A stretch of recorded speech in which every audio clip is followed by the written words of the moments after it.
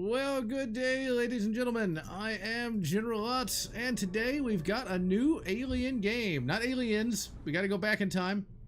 This game isn't bad, but you just got to adjust your expectations.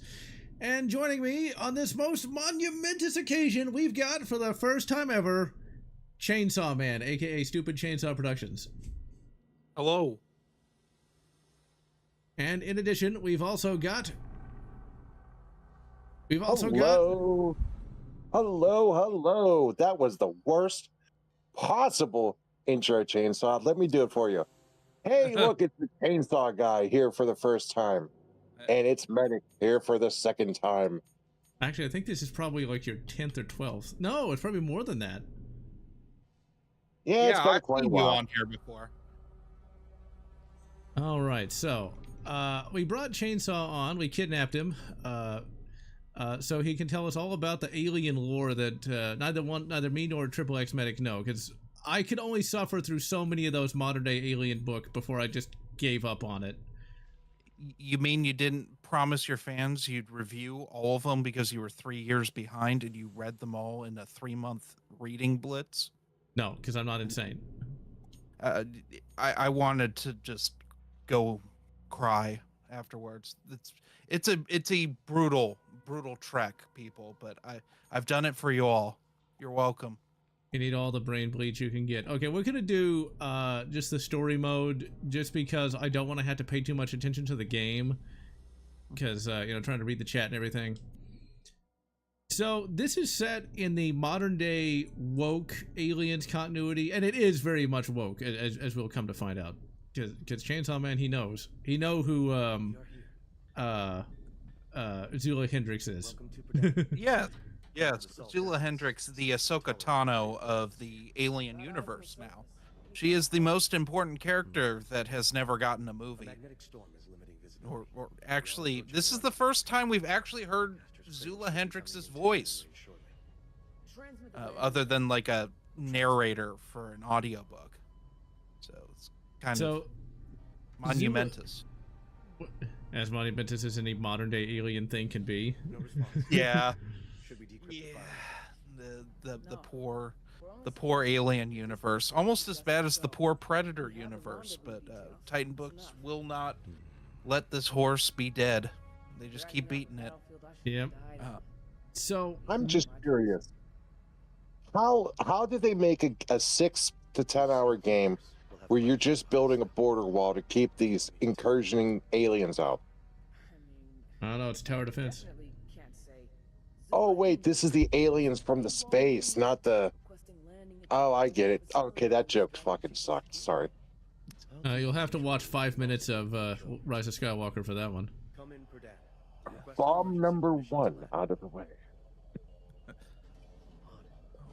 Okay, so what this game was... Now, everybody needs to adjust their expectations, because this is not a real game, but it kind of is.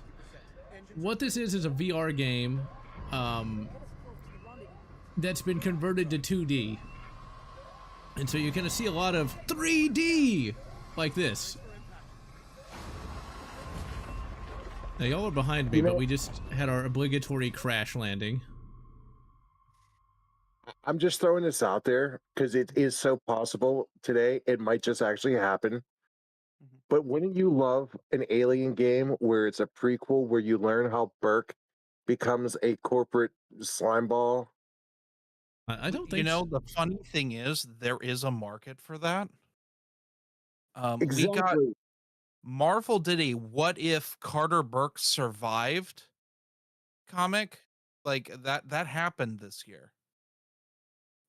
Also, David Farland, aka Dave Wolverton, who wrote Star Wars: The Courtship of Princess Leia, actually wrote a decent short story in Aliens Bug Hunt about Carter Burke. Why do people care about this guy? Ugh. I didn't care, but Dave Wolverton had this beautiful habit of taking a character no one cared about and making you kind of care about him. They did it with the Hammerhead in the Cantina and Tales from the Mos Eisley Cantina. I'd care more about Hammerhead than... Well, yeah. I mean, Carter Burke's a villain. So here's our first VR. Uh-oh. This game's not working well already. I mean, okay. Hot take. When I saw the trailer for this, I'm not talking about the VR version of it. I'm talking about like when it got 2D'd, for lack of a better term. It gave me the most Colonial Marines vibe. It's better than Colonial Marines, though. But it looked like it. Yeah. Like, graphically, it looked the same. And no one's talking about that. Like, it literally, it looks the same as Colonial Marines does, and everyone threw a fit about that back in, what was it, 2013 when that came out? I remember. I do too. I was watching your channel religiously, even though I had a problem with half your content. At least it was just half. Next Storm, I'm sorry, but there is no way anyone's going to want to play a video game about Amanda Ripley, a character only mentioned in passing in the director's cut of Aliens. They won't even know who she is. Exactly. Alien Isolation? What's that? I never heard of it. Oh, is that the famous novelization where Ripley's daughter has mommy issues for a whole book and daddy issues? Exactly. Okay, you can't jump in this game because this was VR. You can dash, and that's it. I never, until you told me this the other day, I never thought about that, like, because I don't have a VR, so I'm clearly not playing VR games, so like I never thought, oh, you can't jump in a first-person shooter. Was this 1993? Yep, we're going back. You play the games that suck. I mean, never mind. It's a boomer shooter. This thankfully is not a bad game. I liked this game. I'm gonna probably get burnt to the stake for that, but I enjoyed this game, even if it is kind of derpy because it is a 2D conversion of a 3D game. But General, yeah, really quickly, I must say that I saw someone playing this in VR, and I will admit that the lighting and the sound design are top notch. But let's rip this Band-Aid off right now. Let's talk about why the alien behavior is what it is. Yeah, when we get to the xenomorphs, they act pretty derpy because you got to remember VR. Anytime you see something weird or stupid, just repeat to yourself, it's VR. Yeah, I just thought we should prime people so they know ahead of time why they're doing what they're doing. Yeah, so the xenomorphs, they can't act like xenomorphs because there's no way you could react fast enough, so they will literally run up to you and just basically go like, bleh, and to give you enough chances to shoot them. The game tries to explain this by saying that they've been lobotomized. Which does not make any sense if you're looking at the continuity. The Titan books really cares about and wants you to care about. Should I get into like the fact that Titan books arbitrarily decided that they had to have continuity in a story group? Yeah, go for it. Oh, so when did Cold Forge come out? The first Alex White book, the book where they wrote the most despicable protagonist ever that you're supposed to think is the best because they're a black disabled, possibly trans person that's a scientist that uses an android that's a white male for his white male privilege to do things, and the antagonist is the most alt-right cringe sociopathic white male ever, who's just an auditor that just wants them all to die. I think it was 2018 that book came out. It was post-Trump, I can tell you that.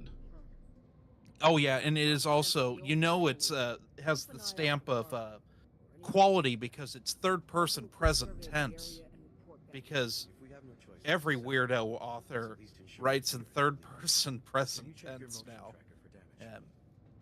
Going Which is to always the weird.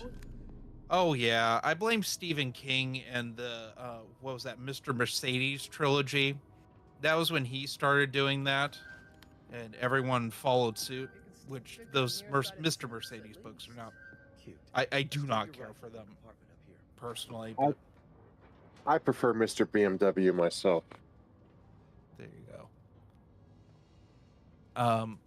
But anyway, the Cold Forge did well because it almost functioned like an old Alien book. Who would have thought?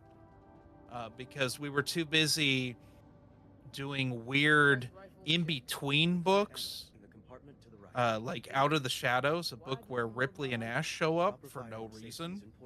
Yeah, garbage things like that. Oh, and then its sequel, Sea of Sorrow, to retcon the fact that Weyland-Yutani is still a company in the Resurrection era. Instead of which is Walmart. Yeah, it freed itself from its corporate shackles of Walmart to be its own corporation. And then River of Pain, which is considered part of a trilogy, even though it has nothing to do with the previous two. And retcons Hadley's hope to having Colonial Marines there for the Last Stand. Which didn't make any sense. And also, we have... oh, there were shuttles. There were shuttles the whole time. There were clearly two of them because they used the same thing in the Prometheus event, Fire and Stone, to explain how xenomorphs got from LV-426 to LV-223. But continuity didn't matter for like most of Alien's life since Alien 3. Pretty much, And then yeah. suddenly... What's that? Triple X? I didn't say anything, but I do have something I want to point out. Go for it. All right, maybe it's just me, or maybe it's just the graphical settings you're currently running the game on, but that pulse rifle looks like shit. Yeah, it doesn't matter if you run it on higher or not. I actually lowered it for the stream just because it wasn't running right, but it looks pretty much the same no matter what you run it in. I mean, when Colonial Marines had an actually better looking pulse rifle, I get a little apprehensive. Lower expectations. VR game. Well, they redesigned the pulse rifle for this. Wouldn't you want the pulse rifle to look the best it could, considering that it's the most iconic gun? Lower expectations. I can't. That's Well, like look- asking me to love one of my children less because, I don't know, retardation. Too much acetaminophen. Okay, now this little mini game, y'all can't see it yet because you're behind, but this is a mini game the developers were very, very proud of here. In VR, I guess this would be really cool, but this is one of your main mini games in the game here, is this, where you got to use your wrench to reconnect all the wires. And, like, I guess you'd be, like, using your, like, hand to go, like, to do the different things, but as it is, it's not the worst mini game. I think it's pretty alright. You just do this that is your main mini game for the game, though, is the little wrench and thing there. Do you at least get attacked at some points? Oh gosh, the pulse rifle looks worse than I realized. But that ghost ring looks so bad on it. That's just so weird. I don't know. It's not as bad as when they put a red dot on the pulse rifle in Colonial Marines. Oh yeah, we got the revolver from Alien Isolation. Evidently, Amanda Ripley gave it to Zula here. Well, hey, and in one of the Alien books, I think it's Seventh Circle, we find out that the revolvers are all polymer. They're 3D printed. That's how they build them. I don't know if that actually really worked, but hey, you know, it's not like the people who write Aliens know what they're talking about. Guns. Oh no, the days of science fiction being written by people that understood how science works has been gone for a long time. But what was I saying? Okay, 2018, Alien: The Cold Forge, it sold pretty well, and then we got an Isolation novelization. So they're like, well, we might as well have a timeline, but not everything was part of the timeline, really. But what was Aliens Defiance by Brian Wood, which is the introduction of Zula Hendrix. And Zula is a failed colonial marine that got injured in combat. She got, it's been so long since I read the early Zula stuff. Oh boy. We got our big reveal of a Xeno. Yeah, we got him. Now, like I said, he can't really attack much because remember you're in VR. You got a thing on your head. You've got like 2 like hand controllers. That's why he just kind of like goes rare, and that's it. You know what they should have done? You remember the Wii Zapper? Hold on. Wait. Stop. How does that go again, General? Get up, Rarig. How did the alien sign go when he appears? It's like rare. Oh, you didn't do it with the same emphasis, but that's okay. Oops. On the harder difficulties, they're more aggressive, apparently, but still, though, they can't be that aggressive because you've got a thing on your head. Davis, this place is giving me the creeps. It's like I'm being watched. Ghost Ring looks terrible. Otherwise, the pulse rifle kind of looks whatever. I don't care. But the Ghost Ring looks funky. I get not wanting to put a red dot on it, but because of the carry handle, but like it just looks really peculiar. Yeah. Also, what we got here is once again, remember this is VR, so like if you want to open up your map, you literally just shove it right in your face. Just shove it right up your nose. I'm still hung up on the whole polymer revolver thing. Hey, oh yeah, it's not just polymer, 3D printed. They don't even call it polymer because that's a gun term, and most of these authors have never seen a gun in person ever. Especially like some of the authors that aren't even American. Like, oh man, talk about, an action series where the gunplay is just non-existent because these people can't write it. Some of the worst action sequences I think I've ever read in books come from these modern Alien books because they just don't understand how like reloading works or like how tactics work. Like it made me miss, and I'm not a big fan of these, the Karen Travis Commando books. Hey, they're the best. I really like Hard Contact, and then her TCW tie-in book No Prisoners I think is fantastic, but the others I could take it or leave it. Yeah. You shall face your fate. You'll have to watch 5 seconds of The Last Jedi. The bomber scene. Please no. No. How could you? Your dad was the good name. You're so cruel. That is cruel. I mean, it's not as bad as any scene in Rise of Skywalker, though. Ugh. I did a 2-hour video on that. But now, what's the ammo cap on the pulse rifle? Do you load it the 99 rounds, or is it like? So they at least get that right. Yeah, they got that right. Even Colonial Marines couldn't get that right. They only gave you like 30 or something.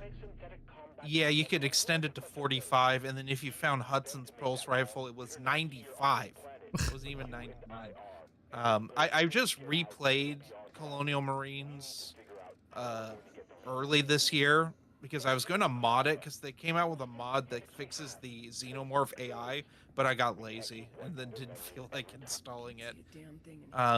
It's bad. It's really bad, and it leads to actually a funny thing with Zula Hendrix. So Brian Wood writes Zula Hendrix in a comic called Alien. Oh God, what was it called? It was a 15-issue series, and which I'm drawing a blank on. But then he writes another one with her and Amanda Ripley because they need to take on Weyland-Yutani, because that's like the whole point. Azula Hendrix is a rogue former colonial marine that just wants to ruin Weyland-Yutani and destroy the xenomorphs. That's her whole purpose. And it's the same with Amanda Ripley. So they team up in Aliens Resistance is the first one of those, but it's really bad. So I think it only got 6 issues. I can imagine. They did a third series, which I have never read. It's the only Zula thing I've never read. And then they were going to do a 4th one called Colonial Marines. And I guess it's this putting the title Colonial Marines in something aliens is the kiss of death. Yeah, because it's usually terrible. Yeah, because that Dark Horse comic from, what was it, the mid-90s? Yeah.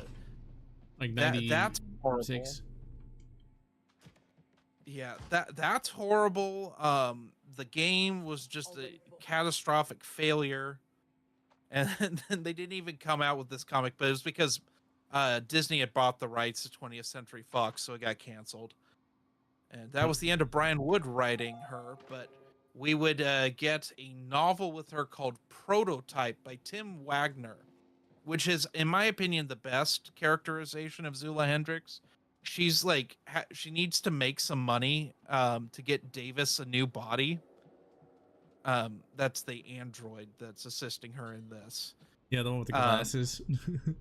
Yeah, he doesn't have a body at this point. Okay, hold on, wait. We're now at a position where we gotta jump. It auto jumps because remember VR. You'll die if you don't actually run and let it auto leap across. That got me killed because I didn't realize you couldn't jump. So I was hitting A, and I literally just hurled myself into the abyss like an idiot. Hey, also not to actually you, because the topic moves so fast. When you were talking about Hicks's pulse rifle or Hudson's pulse rifle from Colonial Marines, yeah. When you see that it's loaded to 95, that's actually technically correct, because in the Colonial Marines handbook they said that you could load it to 99, but soldiers would only load it 95%. Because the auto loader would tend to jam. Oh, okay. Does Larry Correa talk about this in Bug Hunt? Yes, he does. He even talks about how Larry Correa knows his guns. So one of the things he talks about is that the pulse rifle uses a special cooler burning powder, so it wouldn't overheat if you shot full auto. Oh, it's a xenomorph! I'm scared now.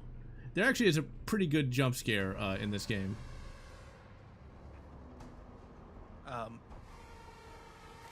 What was I saying? Oh, basically Zula Hendrix now has her own secret, like, military company. They're called the Jackals, and you're supposed to think they're the coolest rogue colonial marines ever, because it's like some rich military people are like, yeah, we need to stop Weyland-Yutani, but in the shadows. But they aren't cool. And then oh, can I talk about how Davis dies and gives Zula Hendrix an android daughter named May? Oh god. Not to spoil, but we actually get I think we basically get a abbreviated version of all of that, because Davis is not going to be with us long. I'm not gonna we'll probably get to that. Is Davis our resident axle of the game? Yeah, he's the guy with the glasses. That guy with the glasses! That guy with the glasses is with us. Yep, Doge Walker. He's in the game. Yeah, no, I don't know, because, like, for having a story group, they seem to not give two shits. Pardon, am I allowed to swear on here? No, we're a Christian alien community. Wait, no, yeah, you can swear all you want. Thank you. Yeah, they don't give a flying fuck about continuity. The F word. Yeah, I am scandalized. oh no, oh no. Well, why'd you get the guy who complained because you modded Skyrim to what was it? You were playing as a Yautja on Skyrim, and I Yep. thought that was dumb. The things teenagers say. I mean, you know, that wasn't a very good series anyway. I don't like it, but yeah, it wasn't because I was playing as a Yacha. It's just I was not in my right mind at the time, and my co-commentator was great, but some of his stuff kind of was not the best. But yeah, I literally don't remember it other than that, and I said, why would you mod it like this? And you said, cause I can. And I'm like, well, I guess. Shit. I could actually give you a better reason than that, though. It's because, how many Predator games are there, and how many are going to come out? None. So, if I can mod it in, why not? You mean you weren't happy with Predator Hunting Grounds? I never played it, and I have no interest in playing it, so yeah. Oh, it's meh. It's fine. It has a good novelization called Stalking Shadows. That's like the one good Titan Books Predator novel. I mean, granted, there's only 3 Predator novels through Titan Books, but Yeah, nobody good likes one. Predator. I don't know why people hate on Predator. Well, Marvel likes Predator because they have all their superheroes fight Yautja now. And lose. Oh no, they win for. Well, I mean, Wolverine won, but I mean that wasn't fair to the Yautja, in my opinion. Larry for North or South Korea. Pfft. Believe it or not, Larry Korea's like part not he's part Portuguese, which apparently is Larry Korea, believe it or not, actually was born in Kamifornistan. I believe it because he in Monster Hunter International, when he talks about California, it sounds like someone who's lived in California. Yeah, apparently there's a lot of Portuguese people in California. Like It depends on where. Portuguese farmers apparently live there. In the Central Valley, yeah, that makes sense. Because Larry Korea was there's a lot of. Oh, Go go on. on. Oh, there's a lot of people, period, that live in California. There's honestly too many of them for the amount of housing we have. It's a lovely time.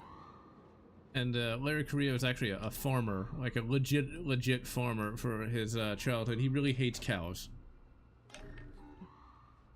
Well, yeah, most of the ag in the United States comes from California, except for the avocados. Those go to the UK. Oh, I mean that makes sense. Okay, I didn't know you can't save if a xenomorph is about to attack you. Okay, I did not know that. A xenomorph. General question. uh-oh, acid damage. Did you ever play Fire Team Bravo? No, I did not. Cyrus mentioned about an alien game or Colonial Marines that played like Rainbow Six. And I can't remember if Fire Team Bravo was more of a like a Rainbow Six or if it was more like just Left 4 Dead. It was more Rainbow Six. I played it a little bit. I hated it so much I returned it the same day to Steam. I have to look it up. It's one of those that would probably be fun in multiplayer, but in single player, it's really boring.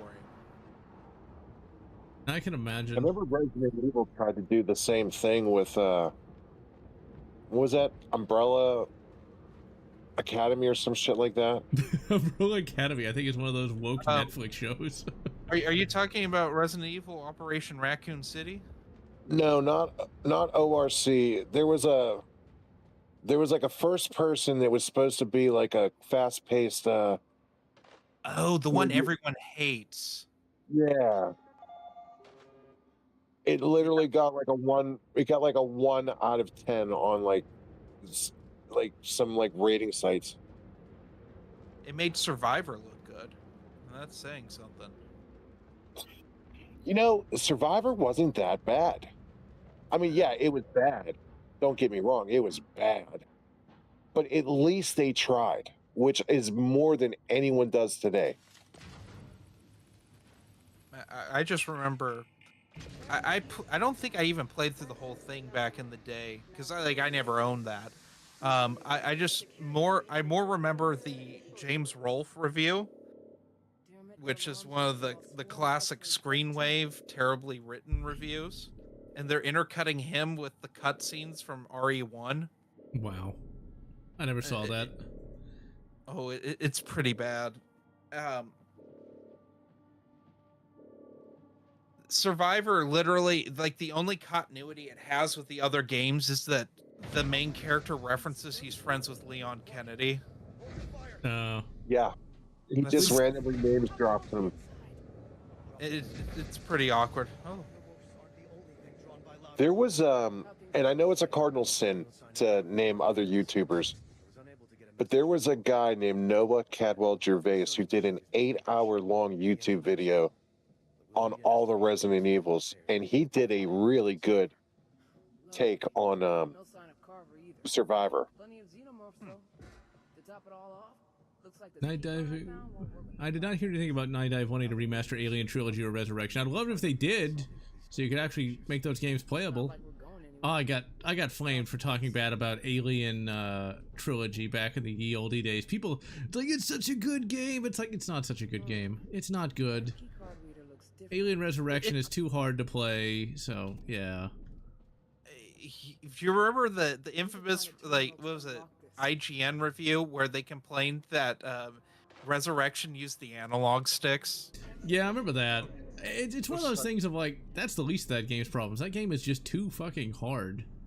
It really needs, like, quick saves. It needs just, like, to tone down the difficulty to playable levels. I mean, I guess if you were, like, if, like, you're, like, when you were being, like, gestated, if your mom was, like, taking, like, 55-gallon drums worth of Advil, you might, not Advil, Tylenol, you might be able to beat it, but other than that, you're out of luck. Yeah. It might, wasn't there a PlayStation mouse you could use? Yeah, but I don't know if you could actually use it with Alien Resurrection. It was kind of weird. It was very kind of hit or miss with that particular thing. Because, I mean, I've played both. I mean, Trilogy, in my opinion, the worst part of it is having to use the D-pad.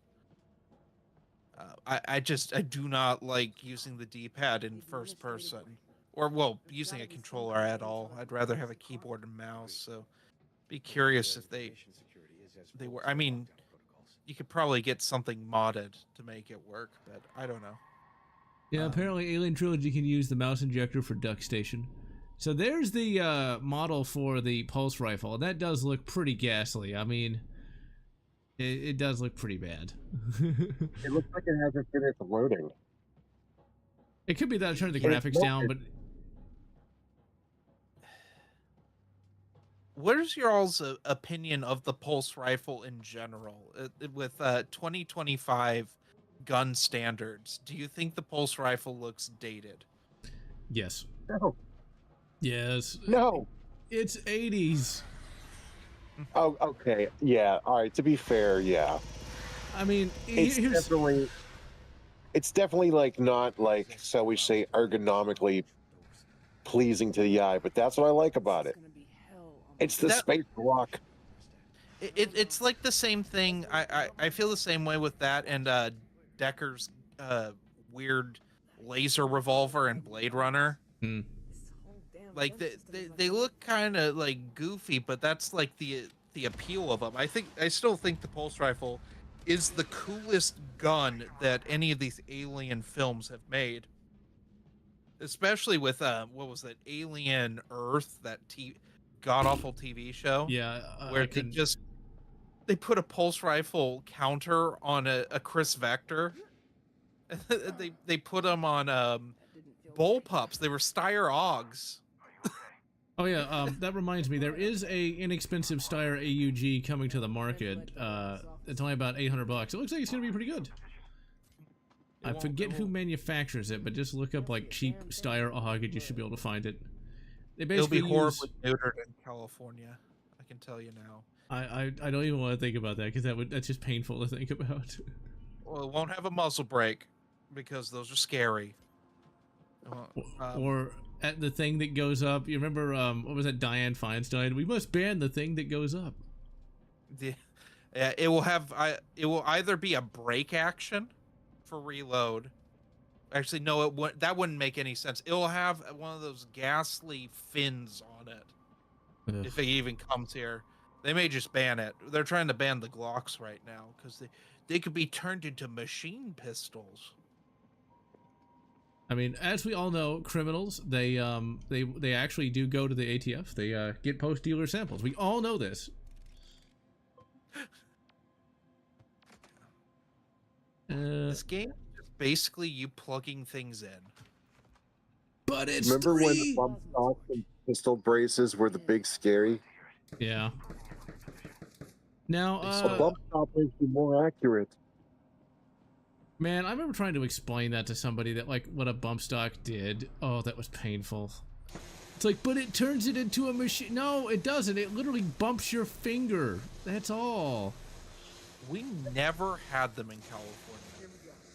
I'm not surprised. We never had them. I was just like, oh.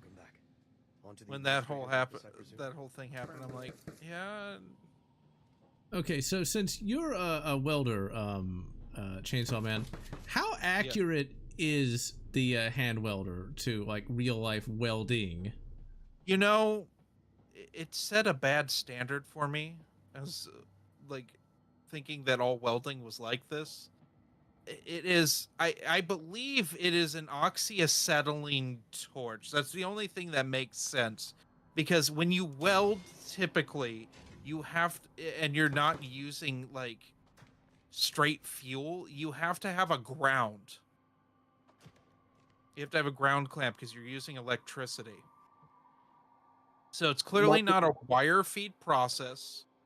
It's not like a TIG process. Well, if it were a TIG process, you wouldn't be able to weld anything without cleaning it first, because your tungsten would be just ruined. And it's definitely not stick.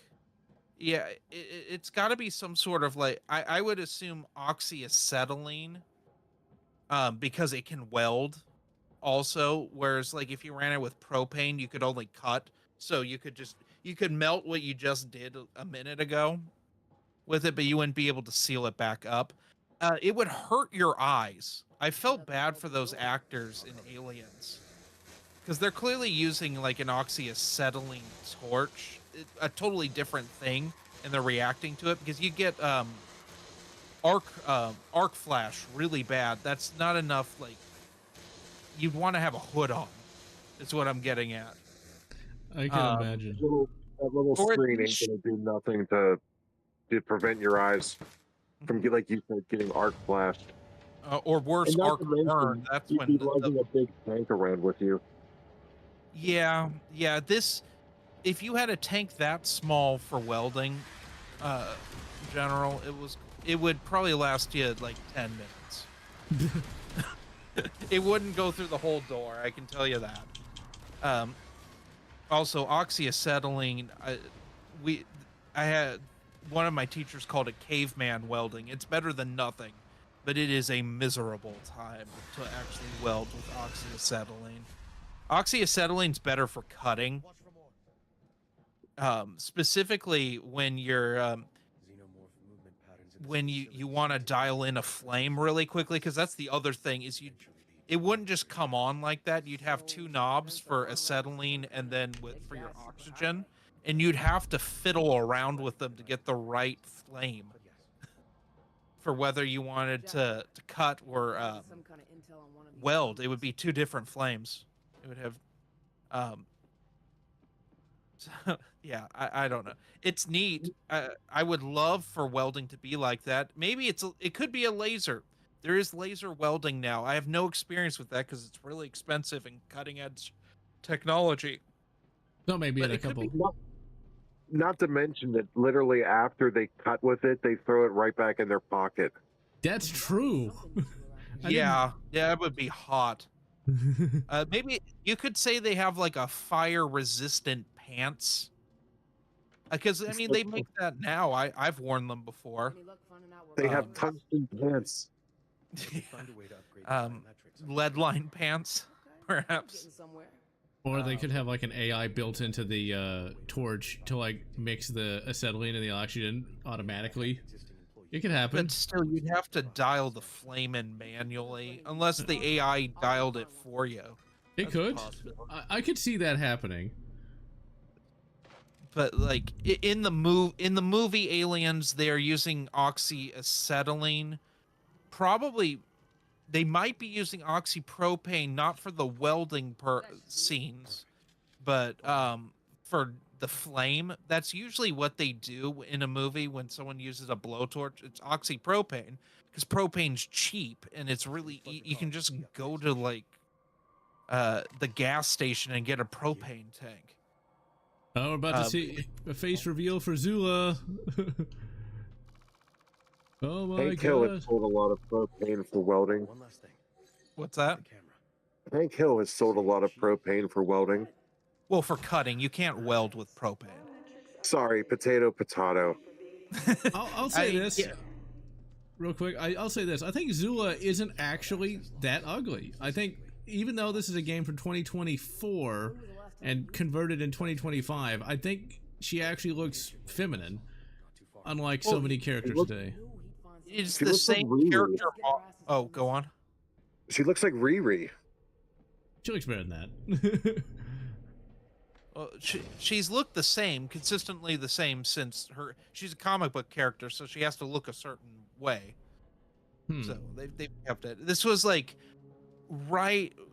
Aliens Defiance was the first comic. It was right when the political correctness hit the comic book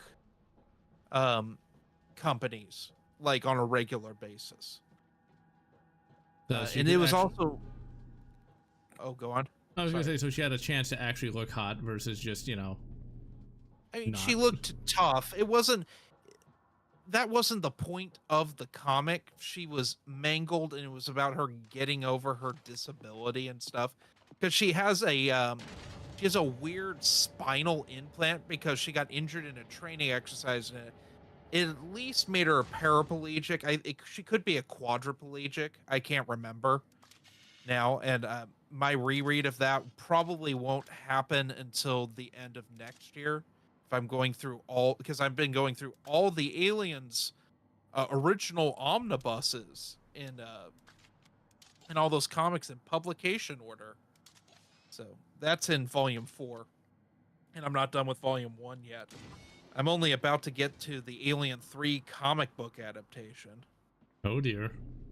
Yeah, I've never read it, but I've also never read the novelization. But I'm more positive than you are with Alien 3. That's something to get. You gotta watch the fan edit that came out this year. Someone took the 3 cuts of the film that are available and like made like a cut that like makes it watchable. Although they did do a weird filter when it's the xenomorph POV. It made it like a shade of red. Ugh. Just kind of weird to get used to. All right, we're about to hit the point where one of the things that you'll notice with a lot of modern day alien stuff is they can't just have one peril. They have to have like 3 or 4 more. Aliens kind of did that with like the atmosphere processor about to blow. But now every alien thing has like an additional peril. It's not just fight the xenomorphs, it's also something else. I think the scene that's coming up was also done because of VR. I'm not going to spoil it for y'all yet, because I know what's about to happen. This is a supposed to lose fight, which I did not know at the time. You tried your hardest. Yeah. I hate it when they do that, because you don't know. The game doesn't really telegraph it to you that what you're about to do is you're going to lose. Triple X, do you like Alien 3? No. Thank you. 2 out of 3, and that ain't bad. Well, I don't like Alien 3. I appreciate that it's something that resembles a film, which I don't consider anything after that really a film. It's just a series of dumbs. Alien 3 is a series of dumbs, but at least it has some substance. Whereas Resurrection is just one of the most embarrassing films I had seen up until that point, until I saw Prometheus. You take that And then back. Oh, I hate Resurrection. Oh, I hate that film. But, you know, in the grand scheme of things, there are so many worse Alien movies now than Resurrection that, like, I don't mind rewatching it anymore because it's better than Covenant. It's better than the Chat GPT film. What was that called? Romulus. Oh yeah, that was written by Chat GPT. It said, "Put every member berry from every Alien movie possible into my script, and then cast it like it's a CW drama." Blech. Yeah, Alien Romulus, a very diverse cast. Well, it had Dora from the live action Dora the Explorer movie doing some pregnancy horror, just like in Prometheus. Honestly, I think that when it comes to like that Dora the Explorer actor, she does a lot of weird pregnancy stuff. She also was in the Last of Us TV show. Oh, yeah. Where she gets into a lesbian thing with that creature with that face, and is somehow getting pregnant either by her or by a zombie or something. I'm gonna be a dad. All right, so this is the supposed to lose fight. Oh. Spoiler alert. Ugh, I knew exactly what you were referencing to. Now, Chainsaw, do you like Last of Us? Because I never played it. I appreciate, you know, it was a fine game on PS3. I didn't need a PS4 remaster immediately or a PS5 one. It ruined Naughty Dog. It set a bad standard for what they thought a game needed, which is more cutscenes than game. Because that's when they decided Uncharted 2 had to be simplified so they could have more cutscenes and put weird Sony product placement for their Xterra smartphone that no one buys. No one wants. You mean Uncharted 4? What's that? I'm talking. Yeah, Uncharted 4. I mean, Uncharted 4 is okay. Last of Us Part 1's okay. Last of Us Part 2, you know, it's whatever. I didn't care for free. We don't speak of the second Last of Us. We don't talk, that's fair. That's really, really fair. I mean, yeah, I never watched the show. I've seen the memes, but like, I just don't care about zombie stuff anymore unless it's S.D. Perry's Resident Evil novels. It's about all I care about now.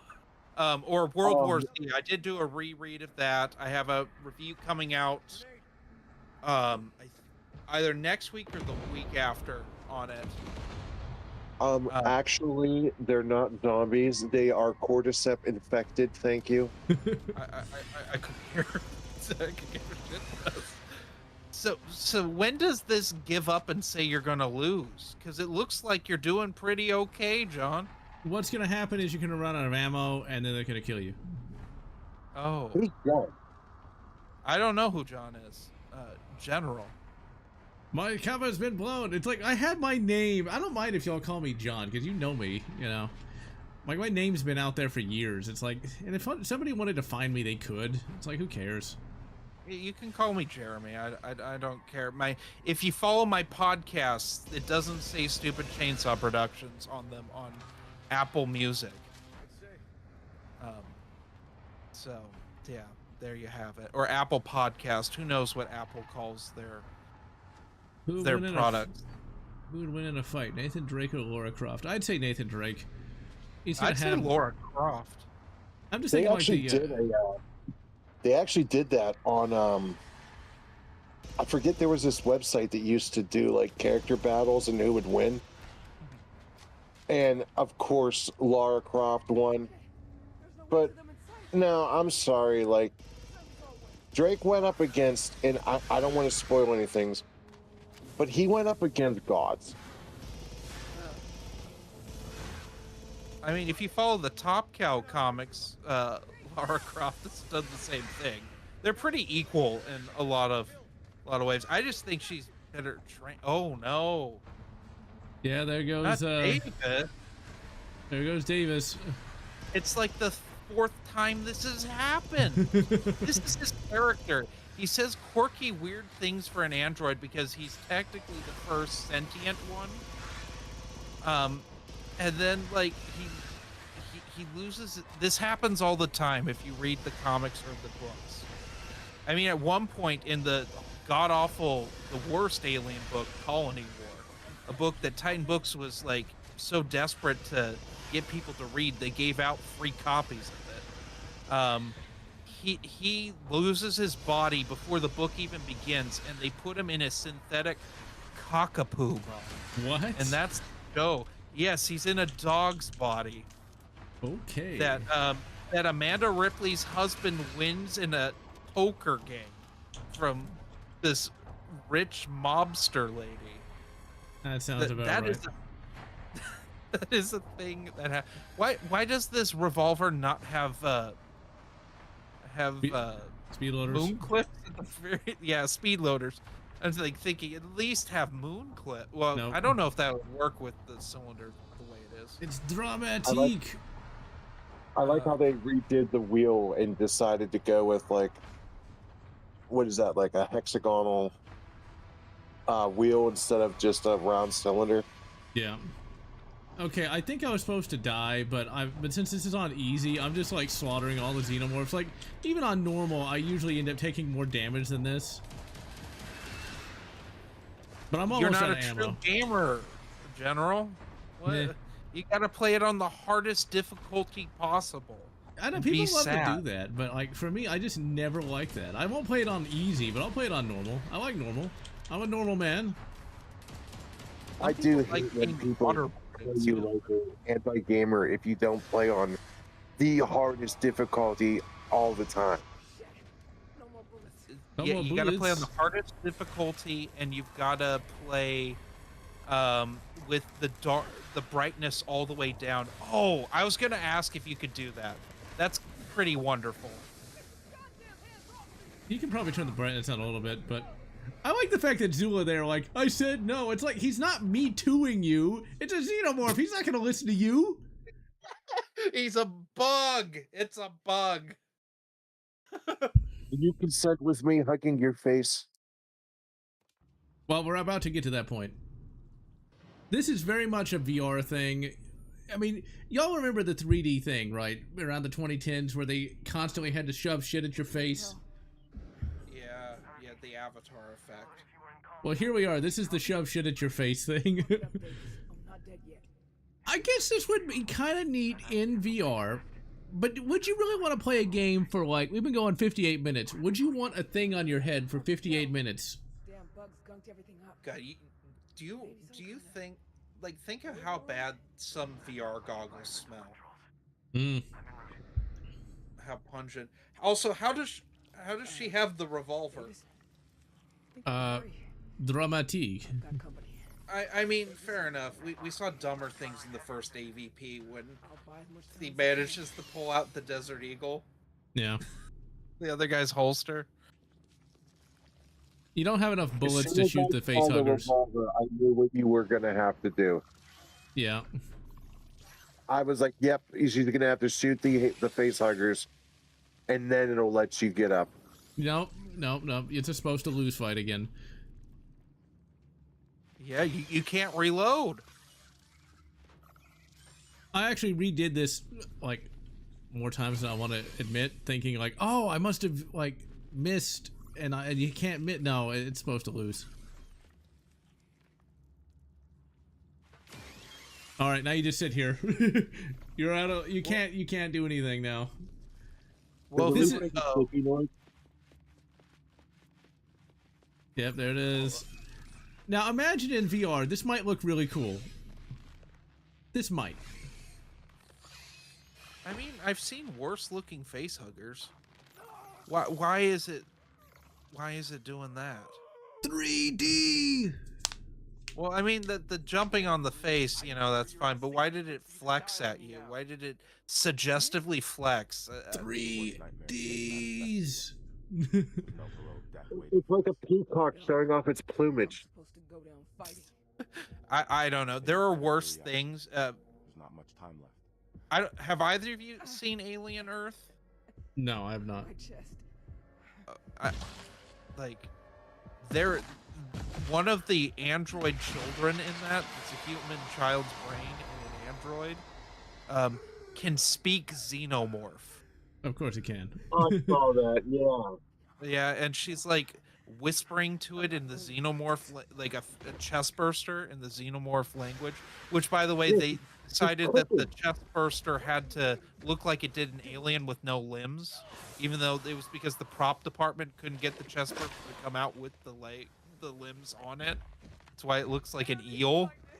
So they just CG it like that, and it looks embarrassing. Ooh, your frame rate's dropping hard. I know. It's not actually doing that in the game. This is one of those modern day games where it doesn't want to be streamed. The fact that it's working as well as it is makes me happy. Okay, I don't know how much you can hear because I have to have the audio low so everybody can hear us, but Davis is singing a song and it's really bubbly because like he's like upside down and all the Wait a minute. Did she literally just drag a welder cutting torch across her own arm? Yes. Yep. I mean, to be fair, Ripley did use one of those I'm coming, Davis. on Newt. It's just one of them things. You kind of have to go with it. Now, I don't want to spoil, but man, the whole facehugger chestburster thing is kind of unnecessary. I'll give you I'll bet you no amount of money that is it entirely pointless? If you answered yes, you win self-respect. Well, I mean, if you've read any of the books, you know that Zula gets out of this. Yeah, I mean, and besides, this is Alien Rogue Extraction Part 1. Like, are they gonna change to another protagonist in Part 2? No. Is that what the extraction is referring to? Getting the alien out of her? No. Actually, this is Rogue Incursion. Never mind. I keep using the wrong name because the title's so generic. Well, every Alien game since Isolation has a generic name to it. So, But Isolation made sense. yes, Isolation's the last one that made sense.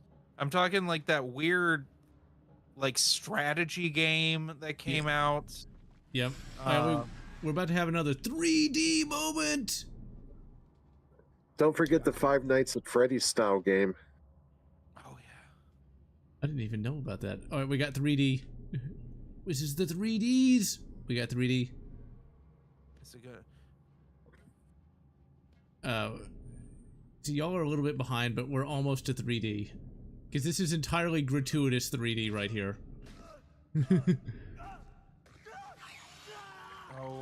Oh boy. Ugh. Oh, that was an icky face. I didn't like that. So did you see the chest burster come out? Yeah, it actually has limbs. It looks correct. Yeah, that is such a gratuitous 3D moment, though. I mean, it's not bad. I'm not complaining. It's just like, if you were in VR, it's like, oh my god, the chest burster's coming out of the screen.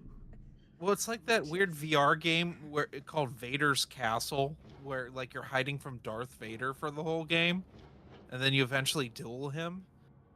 Like, That sounds like the stupidest shit I've ever heard in my life. it was one of the early Disney Wars games they did when they couldn't figure out what they were going to do after they got rid of LucasArts. Ugh, that is so. They still don't know what they're going to do. Yeah. Oh my god. What they did to you. Defensive. There's another So- 3D thing here. Dead-bodied animals. Because we gotta Why? look. They are here yet. Why does it seem like when people get impregnated, Some people get bursted like immediately, but because you're the player character, like you will go for hours before you're affected. Well, technically, okay. So, because the plot says so is the correct answer, but it's supposed I to know, be. I'm It aware takes of like that. a 24 hours for it to gestate. In the first AVP, it takes like 10 minutes. The book actually And- justifies it. The book will justify that whenever you get around to it. It's got shit writing, but at least it tries to explain why that is the case. Basically, the Yacha put like growth accelerants into the queen, so the facehuggers will have like accelerated growth so they can hunt them down faster. They're Are very they called impatient. Yacha in that novelization? Absolutely not. But they aren't called that weird name that they're called in Forever Midnight. No, that came out before Forever Midnight, about 5 or 6 years before. Okay. I'm It's taking about- a Predator break right now, so because I Oh, read way too much crap. The head around with her. Yes. Not for the entire game, though. I hate the fact that the stupid frame rate's fucking up now for some reason, but Oh, is she gonna pull out his chip, or is she just gonna take the whole head? the whole head. Not for Well, the that's- entire game. Dude, this is like Lily Pop Chainsaw. Normally, never- she just rips his brain chip out and then has like a computer that it talks to her in a walkie-talkie. That's gonna happen later in the game. Oh, okay, cool. But yes, you do carry the head around for a little while. You get xenomorphs with the head. And slap it through the back of his head and hook it on your belt, and there you go, hands-free head hold. Oh Yeah. my. I'll make it a codpiece at that point. but yeah, this Dude, isn't. I This want so bad an android head cod piece that just talks and is sentient. that is so wrong. I think there's like a slash fic about that someone told me about a long time ago. Of course there is. Of course. This is very much a 3D thing too. If you're in VR, it's like you're holding the head, man. Oh my, you're holding the head. And I'll form the head. Stop saying head so much. It's giving me a Reanimator vibe. If you know, you know. Yeah. He runs across the guy and he says, "Give me head," and she says, "Here you go," and hands it to him. Oh my. Can you Can you hit that ovomorph egg with the head? Probably. I gotta know. Thanks for everything. Now, time to get to work. See that a ghost ring on sight on that makes sense. Shotgun. Let's see. Where's the egg? There's the egg. Yeah, you can throw the head. There's one to your left that's like a I'm behind on this, but like it hasn't hatched yet. Can you like interact with that and just No, but you can like throw the head at it. Can you put the head in the open egg? See, I yeah. don't. Like a Yeah, you can. basketball? You can. I just did.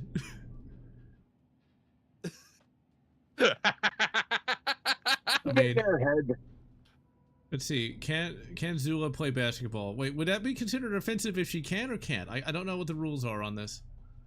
As long as Ooh, certain types of toys aren't thrown into the court, I think it's acceptable. Okay. And yes, we can play basketball with his head. Yay. She's got more talent than Angel Reese. Yeah. Game of the year. Game of the year. I mean, I like this game. I can kind of shit on it a little bit, but I had fun playing the game. That's the thing. Like, there's so few good Aliens games. I mean, this is better than Dark Descent. God, I hate that game. I got The flamed. fact that you can throw the head in the egg just made this game that much better to me. And the game doesn't Yeah. make you carry it too long, and he does get put in like the Can't get weighed down. data pad, the tablet computer. Yeah. If you find a space toilet, will you please just put it in for me just once? Please. We'll see. We'll see if we can find one. I mean, what's the best Alien arcade game? Probably the just purely Aliens, not AVP. Just the Aliens arcade game from the early '90s. Those other ones are all light gun games, which I guess are all right, but I never really liked light gun games that much. You were right. I think the only light gun game I ever got into was House of the Dead Overkill on Wii. Yeah, it's a classic. That's like, I've been playing it on a PC. I played through it. Not the typing version. I don't like the typing of the Dead because it requires me to do what I do for a living. Yeah, you had to do work when you're at home. Exactly. Yeah. Hard pass. You still got Okay, a I see a welder. red barrel. What's that? I see a red barrel. Oh, does Does it that mean it will explode when you shoot it? Yes. Ah, good. I mean, it's still a video game, thankfully. They didn't try to subvert it. And so, like, you can open up, like, different lockers and stuff with your welder. Can you like draw on the wall with the welder? No. I just want to try everything. No, you can't. This is a game from 2024. That's the fever dream of a madman today. You think they can program that? Gosh, it makes me miss Come Jedi on. Outcast. Taken forever. It had a whiteboard that you could draw penises on. Oh, can you cut up the puzzle with the? No. You gotta remember, Oh, this is the man. future. We can't do stuff like that. That's the sexisms. I think this puzzle is perfectly salvageable, perfectly adequate. You know, I mean, with so few good games, I'm willing to accept a lot now. I'm like, at least it's something. Is this what we've really became in gaming now? Yes. It could be worse. Yeah, that is true. I mean, when you get nothing and they give you something, you kind of are happy with it. You know, it's just, it sucks, but it's what it is. It is what it is, as people love to say to me all the time. I mean, it's like, do you remember when they did Battlefront 2? For EA did Battlefront 2, and they're like, it has a campaign now. Yeah. I remember. So did the other Battlefront 2. And we didn't have to have terribly acted mocap in it. There we go. We want to turn that on. If you don't turn that on, you'll get killed by the xenomorphs coming through the vents. You gotta shut them. I did not like Duke Nukem Forever. I hate that game. Not only is it not good, it's just not fun, but that Duke Dome, I don't know. Somebody needs to check Randy Pitchford's browser history, because yeesh, the Prego fetish is real with that one. Duke Nukem Forever is just like one of the most mean-spirited games. It started the douche Nukem trend, I like to say, where Duke was just kind of like this, you know, he's kind of an irreverent guy, you know, he's not exactly politically correct, but he wasn't an asshole about it. Yeah. Yeah, I'll eventually play the 2001 version. I just don't have time. I got like a million games I gotta play, and then real life. I've spent all day doing all kinds of boring bullshit like fixing poster frames and such. Yeah, me too. I get how it goes. Okay, because I was. Are you going? I'll go. Oh, I was gonna tell the chat about how I was telling you about the Night Dive remaster of The Thing, that actually is a playable game. Now we just have to survive. Yeah, I gotta try that one day just because Spoonie said it was bad, but I guess Night Dive fixed the bad things with it. Oh crap, I'm getting double teamed, and not in a good way.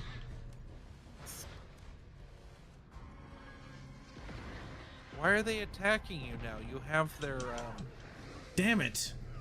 you have a chest burster in you. Okay. Why would they? It explains it at the end of the game. I'm gonna spoil it since probably most of y'all won't play the game all the way to the end. The chest burster is technically already dead because Zula is like not considered a viable host because she's like sick or something, and so the chest burster's already dead. Let's go, Davis. Time to haul ass to the Did she take Tylenol? Maybe.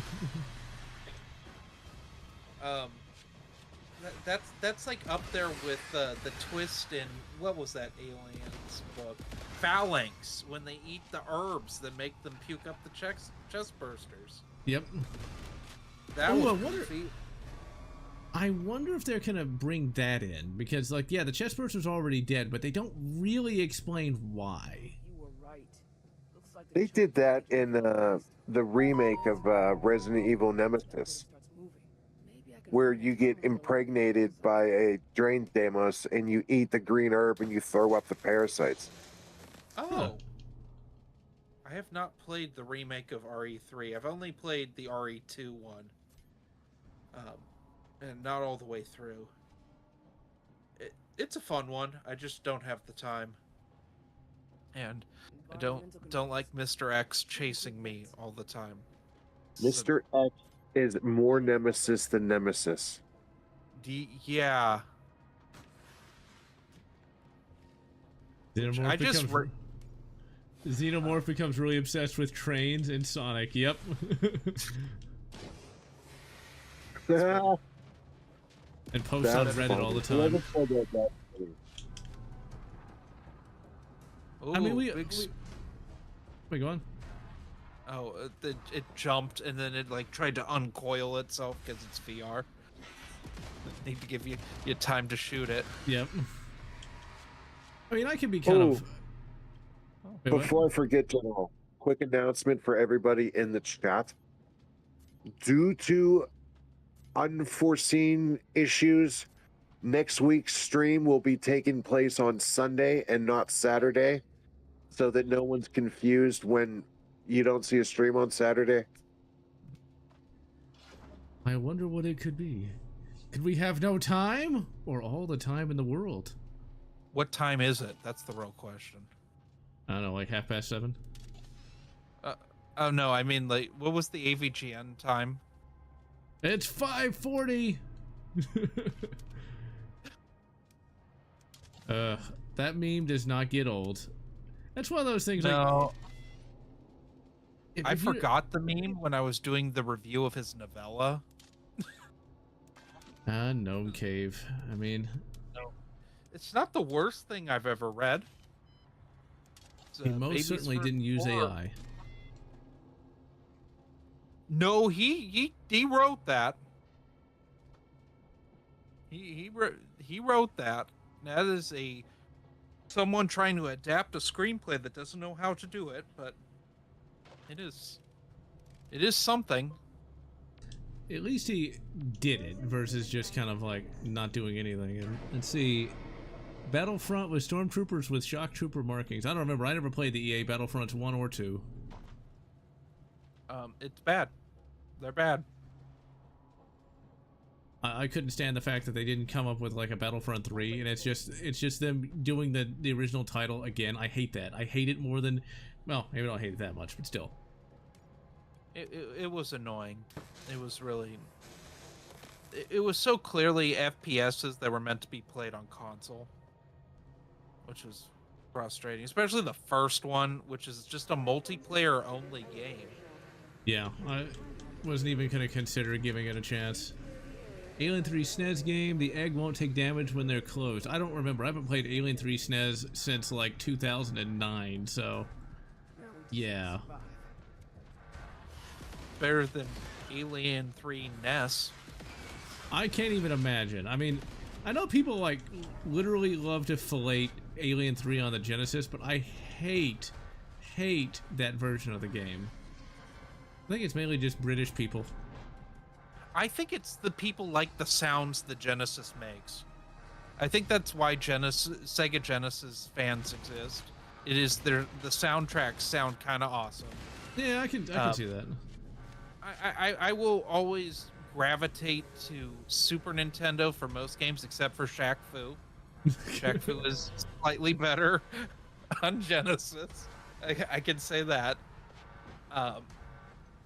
But yeah, there's something about the Genesis and how it sounds, and that just makes it like good.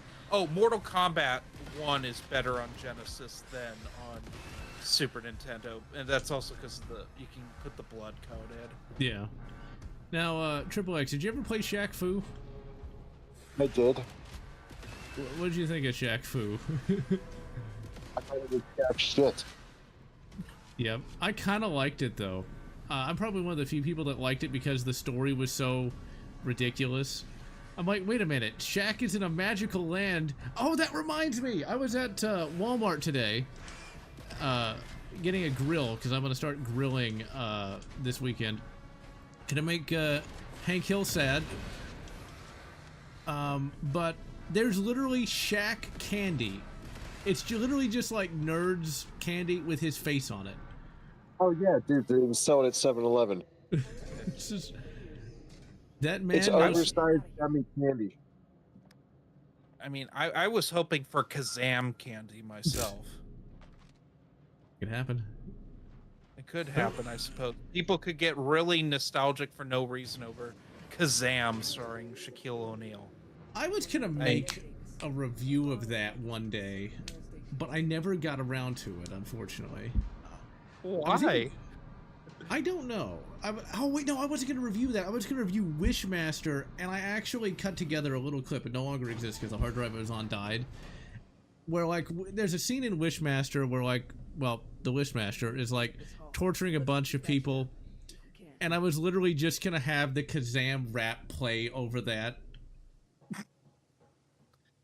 Honestly, I don't mind Wishmaster as a film. I think it's fine. The sequels to Wishmaster are pretty terrible. That makes sense. But Christian Francis, that guy I've been telling you about, that does all the nostalgia novelizations, he did one for Wishmaster that's apparently pretty good. I haven't read it. That. I would read that. His novelization for Tremors, which hasn't come out yet, I can say this, it's wonderful. That's another one I'd read. Because Burt Gummer, man. Burt Gummer.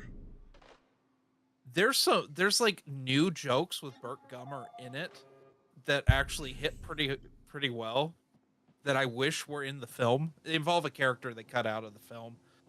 Can you imagine that Reba McEntire, the country music star, was in Tremors, of all things? And a beloved character at that. Unfortunately, well, Burt got the big D because the Berlin Wall fell. Damn you, Gorbachev!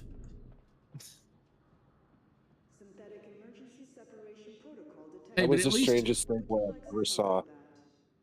At least Reba must not have been evil because, well, Burt still had money and he still had his house and everything. He was just lonely. She didn't try to take everything in the divorce. So not every female is evil. Did you hear about Oklahoma? Can't carry that. The musical or the state? The state. No. They are the first state to issue 50-50 parenting at the time of divorce. Meaning that if anyone divorces, like if someone's like, oh, I'm just going to divorce him and get half his shit. No. Interesting. You'd think that would be the law anywhere, but I guess not. No, I can tell you all the horror stories of California divorces. Yes. Which take a year, by the way. Wow. I guess for me, in Texas, like, divorce wasn't that bad. I just signed a paper and that was it. And that destroyed my very soul, but that was it. I had plenty of money, just not a soul, but whatever. I got over it. All right, so we got another 3D segment here where we're gonna put electrodes into this guy's head. Can you put them in wrong? No, this is one of those things where, like, you would just use your, motion controls, and of course his face has got to go nuts because you're so close to it. It's like, oh my god, it's 3D, look at it, his face is messed up. Connect the final probe into my right eye. And I mean, it does look better than Bishop did in Alien 3. Yes. And That is also the ugliest puppet. Neural chip transfer protocol Oh, I we're don't know gonna why his poke face would move around that much. Why would you need to put it in his eye? But whatever, who cares? because it's gross. I didn't like that. This doesn't scare me. Seal of approval. Of approval. In Prometheus. Oh yeah, you're right. Where they put like the head of like the engineer in like a thing and like it blew up or something. Yeah. Yeah, and then Holloway had the fish swimming around in his eye. God, I hated that movie. That movie. Did you see it in 3D? No. Oh yeah, you want to watch a C-section in 3D? I watched it with. I went with my mother and my grandmother. And I've never been so. And my mother had two C-sections, and so she started flipping out and like just having a bad time. And I'm like, ooh. I mean, for me, the best part of the movie was when it was over. So I was so. That was before I allowed myself to cover my face when movies were embarrassing. Because like Rise of Skywalker, I probably missed about an hour of that movie because I was so embarrassed and hiding my face. The Hobbit, the Battle of Five Armies. I hid my face and like my friends were like, "What's so bad about this?" I'm like, literally everything that is going on. Show us on the doll where Rise of Skywalker touched you, Chainsaw. It just ruined Star Wars for me for a while. Like I couldn't read any even good Star Wars after Rise of Skywalker for like a month. Like I almost quit doing YouTube. Are you a Finn Poe skipper? You know what? I would have taken that over what we got. I'm not gonna lie. They had the most chemistry out of any of the characters. I'm not a Raylo person. I got in an argument actually with a Raylo person on the Legends podcast, my Star Wars podcast. yeah, see, I'm a Ray Palpatine kind of guy. what's kind of funny about Rise of Skywalker is That it got made. no, it's just the. I was dating a girl at the time who went to go see it, like with her family, and I wanted to talk to her about it. She was like, "I don't want to talk about that movie." She actually got pissed off that I was talking about it at all. It was that bad. It's so embarrassing. It's so embarrassing that a big studio allowed that to be released. Yeah. My favorite arcade game is Metal Slug 3. Like there are some movies that you wonder how they got released. Like Exorcist 2 The Heretic, prime example. It was so bad that they pulled it from theaters and re-edited it. It's still bad. Makes me wonder what the first cut was like. Yeah, But, I can only imagine. like, when I saw Rise of Skywalker, I thought they're gonna pull this from theaters, they're gonna re-edit and re-release it, and then they didn't. I'm like, oh, we're gonna commit. We're gonna commit to having a 2.5-hour Star Wars movie, which Star Wars movies should be like 2 hours, including credits. Every bad, like really bad Star Wars movie is, with the exception of the TCW movie, which feels like 10 hours to watch. They're all 2.5 hours. Attack of the Clones, which I think a lot of people would agree is the worst prequel. Overall, like story-wise, I'm not talking about the ideas it brings up, like with Django and the Grand Army of the Republic. I mean the terrible love story where Anakin talks about sand. Sand and Padme wears revealing dresses, and they just say we can't be together, but we're going to be together. You know, it's 2.5 hours of that. Yeah. Like it's bad. Last Jedi, really bad. It's 2.5 hours. It's too long, and like you could probably cut so much out of Last Jedi and make it, including credits, 90 minutes. It probably would have been a better film. Yeah, you take all of Canto Bight out. You take the whole going onto the Star Destroyer thing for Finn and Rose out, like, probably have a better film. It'll be kind of shit though. Let's see. Yeah, it would be bad, but it wouldn't be as bad. 5 Ray movies inbound. No. Can I jump in here real quick? Go for Of it. course. 2 quick things. John Doe's here. He's late, but he's here. Yay. And sadly, it is the time where I must bid you all adieu. Damn, I thought you could be here later today, but I guess you gotta go and save drunk college kids from dying in their own Themselves. vomit. Yes. But We appreciate you. well, thank you. I appreciate you guys too. And like I said, remember next week, no stream on Saturday, but it will be on Sunday. That it will. We could be doing oh, I can't think of the name now. It starts with an S. Suffering. The There we go. Suffering. Oh, Yes, that is a medic's choice. that's a good game. It is a great game. So until next week, everybody, it is great to see you all, and I wish you all a great weekend. You too, General and Chainsaw Dude. Yeah, it was good to meet you, Nice dude. meeting you. Likewise. Bye for now, everybody. Have fun. Bye. Bye. Stay safe. All right, yeah, The Suffering. I first encountered that game when I was on a band trip, and thankfully, nobody remembers that meme. Now, I think you might be a little too young, Chainsaw Man, to remember the meme. The one time at band camp meme they went on about. Does that ring any bells? Yeah, I recall that meme. That's an early meme for me. Yeah, the reason I say that's annoying is because I watched American Pie. It is not as good as people say it is. It's a product of its time. Is how I look at like things like that, where it could only have existed in like the late 90s, early 2000s gross out era. But Because they tried to do the reunion film and it fell flat. Like, Copy that. all those people are old.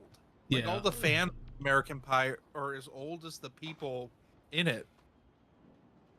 But even then, it's just like, oh, the guy gets his head peed on. It's like, It's like, that's really not a high bar for comedy. I'm just saying, like, or like, I think American Pie, the movie. I think the reason it got so popular. What?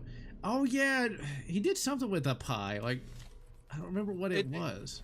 Well, it was controversial for being as sexual as it was at the time. Oh yeah, did he like masturbate on a pie and then somebody ate it or something? Someone saw. I can't remember. There's so many of them that all like the plots have to do with jerking the ween. Yeah. I remember the Naked Mile one. That was the one I remember from like middle school, which was like a straight to video sequel. Where the guy puts on like an old corn tape, and is like he's beating the meat, At least Ops looks and mostly his functional. whole family comes in with grandma, and grandma has a heart attack and dies. That's how the movie opens. Wow. See, like, I guess that's supposed to be funny, but that doesn't do anything for me. Like, you compare that to something like, say, Spaceballs, and it's like, Well, Spaceballs is sorry. I'm eating. My wife just made a bunch of food, so I hope you don't mind me chewing. Mel Brooks can write comedy like nobody's business. Like, that guy gets humor. Most people cannot write humor like Mel Brooks does. well, see what I mean. Hunter of Popsicles, like, yeah, you got like, then you get Spaceballs, which is vastly superior to any of those American Pie abominations. Yeah. What did Gene Wilder say about Mel Brooks? I thought they just fought about like jokes in Young Frankenstein. I didn't know they had a falling out. I guess they must have at some point, but Mel Brooks is better behind the camera than he is on camera. I thought he was pretty funny as President Scroob. I love him in. Well, I think people think of High Anxiety, where he is the lead, and it's a little much. Yeah, I've never actually seen that. If you were stuck with I early recommend it. Say again? I recommend it. It's if you like Alfred Hitchcock films, it's really funny. I think Because I got it's it on just the a hard parody drive. of literally all of them. There's like a whole thing with the birds that's pretty funny. It's mainly a Vertigo parody, but I mean it satirizes the birds and Psycho pretty well. I think The Birds is one of the weirdest horror movies. It's like, what if the birds became evil? It's because you haven't seen The Birds 2, the straight to Showtime film. Wait, there actually is a Birds 2? Yeah, it came out in the 90s. It is the goofiest. It would have to have come out in the 90s. I mean, there's no way it couldn't have been. There's like a bunch of, as I recall, there's a bunch of like CG-ish birds at the end, and it's like a big like bug swarm of birds that descends on the town. It's pretty funny. The Burbs. But, well, yeah, no, the reason, like, the Birds is one of those infamous films where they accidentally killed a bunch of the birds. I mean, that sounds about right for the 70s. Or is it the 60s? It was the 60s. Okay. It was right before animal rights became a thing in Hollywood. And it was the reason that like organizations like PETA like demanded like, hey, you can't just shove a bunch of birds down a chimney. Can't just do that. They're going to be mangled and have to be euthanized or like just straight die in the process. I think I have to go to the And that's elevator. why you get some. There's like some like reshoots where they have to use fake birds because they weren't allowed to use the real ones anymore. Yeah. Probably shouldn't be killing the poor burbs. And you can't. Alfred Hitchcock was one of those old school directors that like to torture their actors. So you like throwing birds at the actors. You would just throw them like a weird fiend. It's like William Friedkin, who directed The Exorcist, he liked slapping actors or firing guns like live rounds on set. He'd shoot guns into the air to get people upset and just not tell them beforehand. What an asshole. Oh yeah, yeah. He was a crazy person, but that's why his films, like, you get some genuine like people freaking out because they're just being slapped and having wires attached to them and being flung around. Like, that makes me want to get a real job instead of being an actor, because he broke a woman's tailbone by like flinging her. Ouch. Wire, yeah. Let's see, if you were stuck with early to mid 90s consoles, would you be Nintendo or Sega? I'd go Nintendo. I mean, that's what I did in the real world. I would have too. We weren't allowed to have video games then. Oh, that sucks. My parents were going to try to raise me without video games because they thought it caused delinquency. Oh, wow. My mom wanted Dr. Phil at that time. At that time, she thought that. She does not think that anymore. I want to make that clear. Like, it's not a backward thing anymore. But like, my dad claimed that it was going to be brain rot. Like, if my sister and I played video games, like, we were going to be Gramps. Then you got Gramps, who I'm like 3 years old. It's like, hey, play Wolfenstein 3D. I mean, I would play games with my cousins. That's how I got like played PS1 stuff and like the early Nintendo consoles. But I didn't. My first gaming system was the Game Boy Advance in like '09. That was the first one I owned. And then my parents got me PS2. Well, my sister and me shared it. About earlier. Thank you for. But that was like Christmas of '05. It's also when we got our computer. That's still a pretty decent console to get into. It's a great one. It's a great one. I know that people are like, the graphics aren't as good as the Xbox, but hey, my hands could fit around the DualShock 2 controller.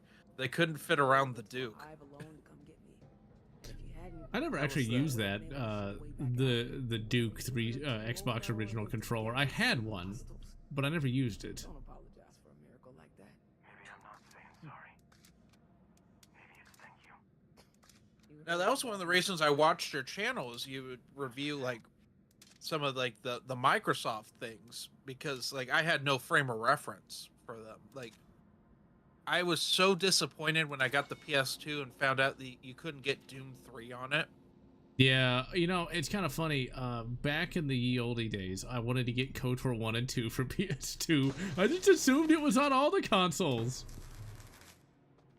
Like, no, not really. It's weird what they put on the PS2, because like Red Faction has a PS2 port. Yeah, I was actually going to record some footage for that, because it was easier to use a controller than with the PC version. I meant like the Atari Jaguar 3DO or AMD CD32. If I had to choose from the shitty consoles of the era, I would choose the Atari Jaguar. Me too. Yeah, because like, have you ever played a 3DO? Yeah, it's awful. I was at a gaming convention, and oh my god, that is the worst system ever. Uh-oh, people are blowing up my phone. I had a friend whose dad had one because he traded a bunch of illegal substance for one. Yep. Sounds about right. Someone paid him for something in a 3DO. And it was a miracle to get any controllers to work on it. I mean, you'd have to be a little bit whacked out of your gourd to want to play the 3DO, that's for sure. Well, he had all the adult games. The Flowers of Robert Mapplethorpe. I want to check that out. Well, Just to say that I have. Raynick, who used to co-commentate but now owns and operates a successful leather business, he mentioned that Robert Mapplethorpe did a lot of bondage art. So, yeah. I mean, as you do, you know. And then he did flowers. Art doesn't. Yeah, art doesn't always pay the bills. So, okay, where am I supposed to go? I don't remember. Oh, we need to open an event. Counter's kind of neat on that revolver. I'm not gonna lie. Yeah, it's cool. I don't know if you'd actually put one on your. You could actually, you know, you could put one on a revolver, and that's probably the easier one you could do because there could only be 6 cartridges in that thing. It wouldn't be like if you downloaded a magazine. Okay, yeah, we gotta open this up. There we go. That's what we gotta do. So getting into grilling. I've already noticed there's grill snobs because I've been watching some YouTube videos on it. And apparently amongst the grill snob community, you can't use lighter fluid. That'll make the meat taste terrible. What do they use? Do they use matches then? No. I saw this at Walmart when I picked up my grill. It's called a charcoal chimney. I had no idea what this was until today. The charcoal chimney is literally the hipster way of starting a fire with a charcoal grill. What you do is you put some oil on there. I don't know what kind of oil it is yet. And then you stack up your charcoal in this chimney, and that's how you light and you set it on fire in the chimney and you pour it into the grill. That sounds like the most hipster way of doing anything, and I'm not gonna be doing that.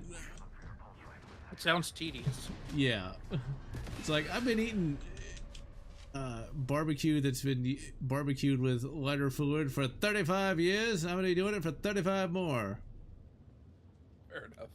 And then you'll buy it. Maybe. Probably not though. I'm just. Oh god, have I told you my barbecue story? No. Okay.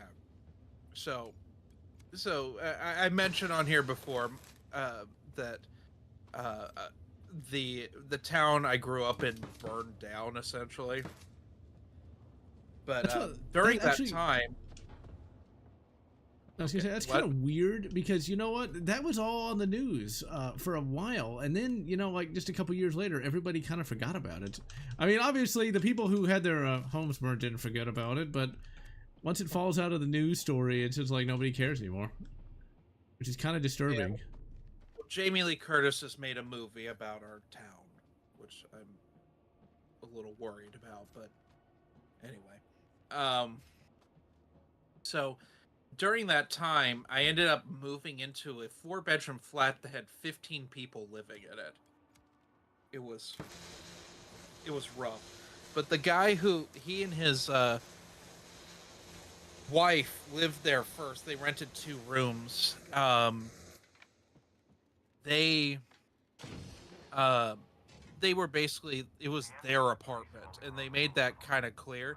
The husband, he didn't work. He went to CSU Chico, which is where I was about to transfer to. He was a graphic design guy.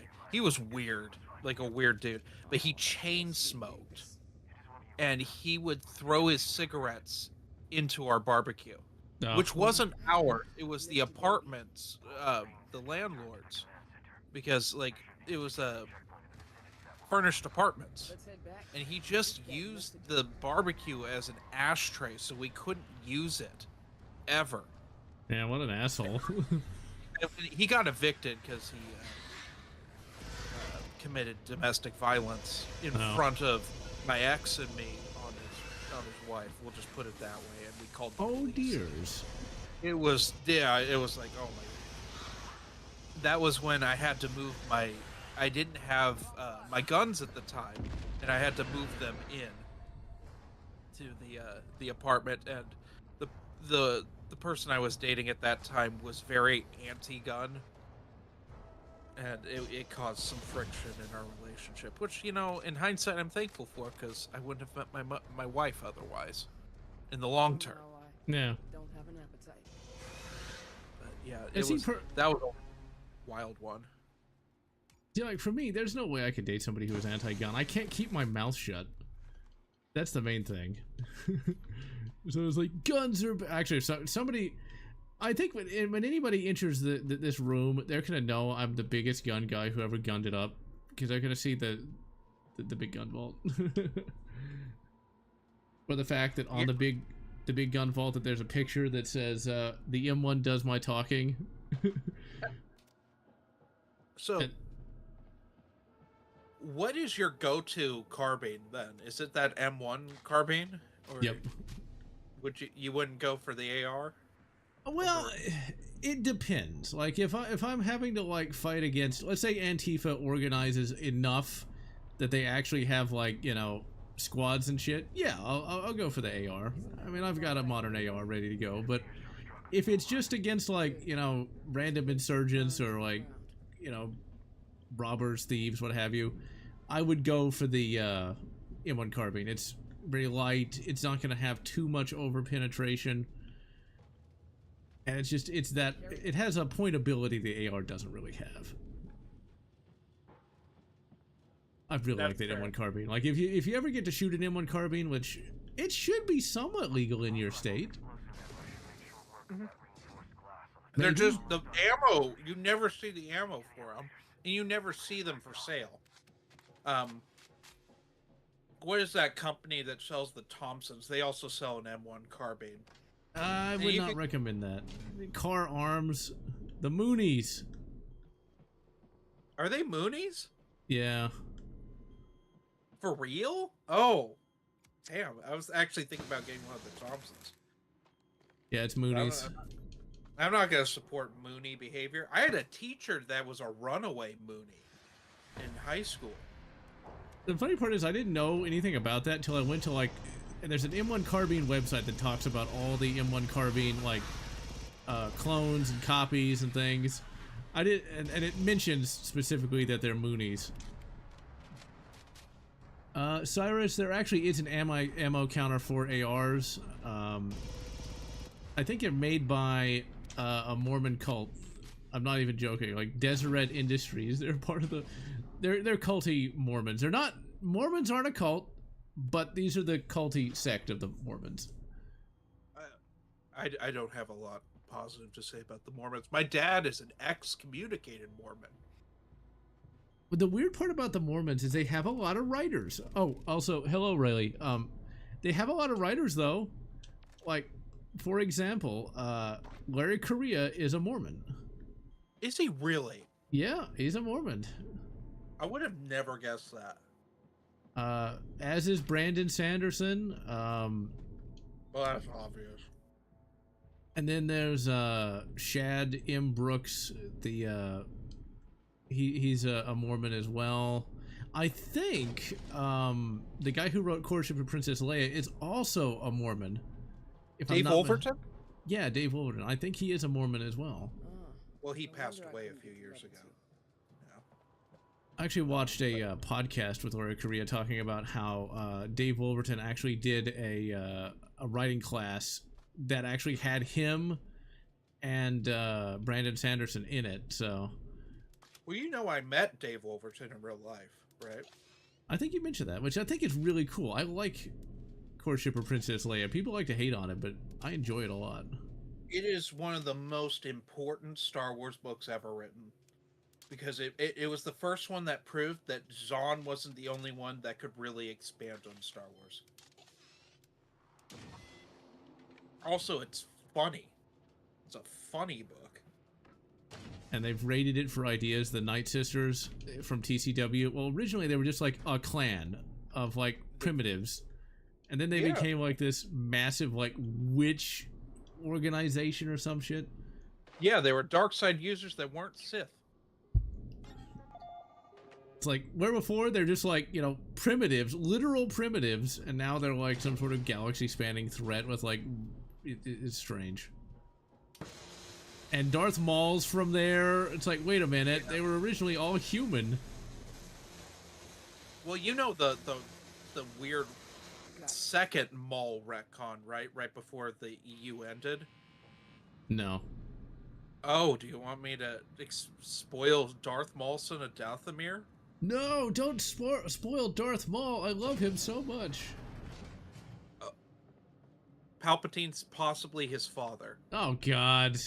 And Mother Talzin hooked up, even though that completely contradicts Darth Plagueis, where he's just handed Maul as a baby, which contradicted the Tales story where Sidious found Maul as like an orphan child. My chest. I don't know why they go on about Darth Maul. I mean, it's because he looks cool. That's really it, I guess.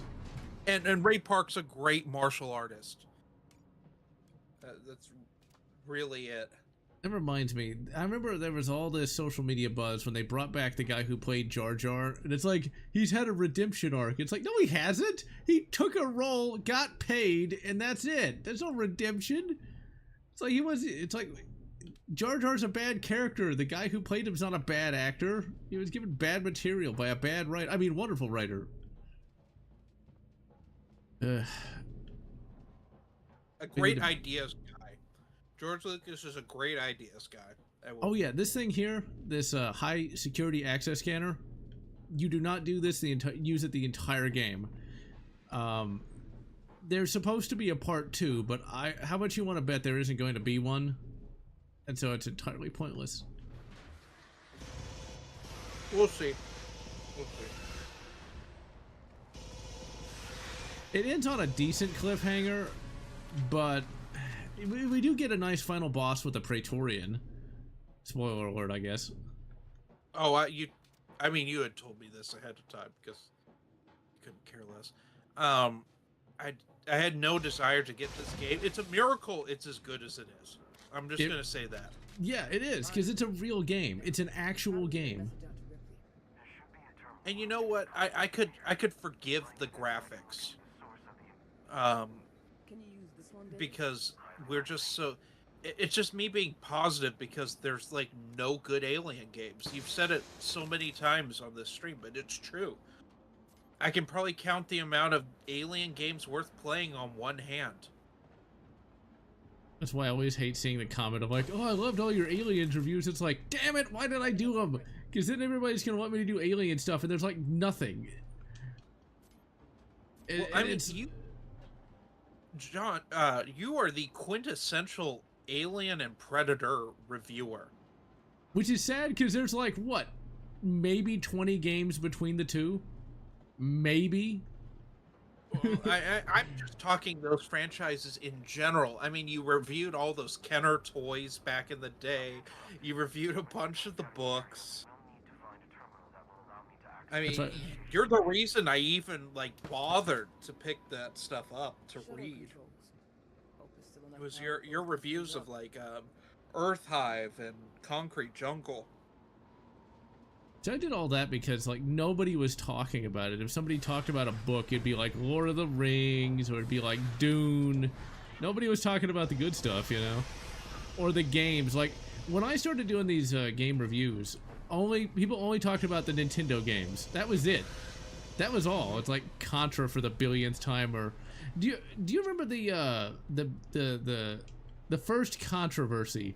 Super Mario Brothers 2 was really Doki Doki Panic. Remember all those videos? Yep. It's like, and no one cared really. It was one of those things where can I talk about James Rolfe on here? Is it acceptable? Yeah, it's fine. I've already done it in other streams. Okay. He set a standard that Nintendo games made good reviewing material. Because it was him and it was IGN doing modern games, and their reviews felt like something you'd see on G4. That was really it, or if you were misfortunate enough, you watched Irate Gamer or Game Dude. Yeah. Or my personal favorite, the Angry Pissed Off Gamer. I don't know who that is. Like, I don't know who the Angry Pissed Off Gamer is, but I know Irate Gamer. He's from Russia. I'll recommend a YouTube channel here, Magic Mush. He does a lot of video essays on like YouTube stuff. This stuff's really funny. He just did one on like crazy Nintendo fanboys. That's worth checking out. But yeah, no. Angry Russian guy that films in like 144p and edits on Windows Movie Maker.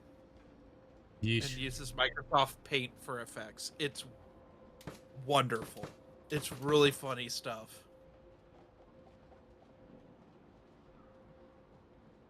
Let's see, no, you can't really get 30 carbine cheap. You couldn't do it to begin with because it is a very it's an obscure caliber, even though there's millions of M1 carbines.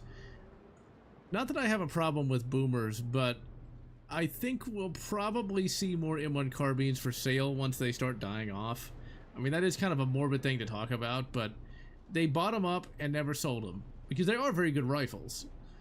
Back in the 80s, you could get one for about 800 bucks, adjusted for inflation, which is a pretty good price for a rifle like that back in the 80s, because like ARs were well over 1,000.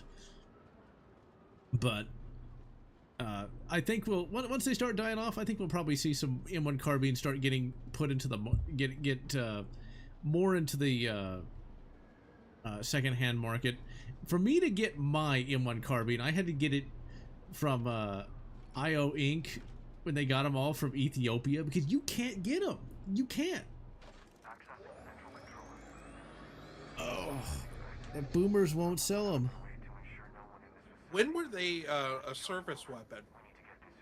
They were in service from the early 1940s all the way, I think, to the 1970s. The AR replaced them in just about every branch.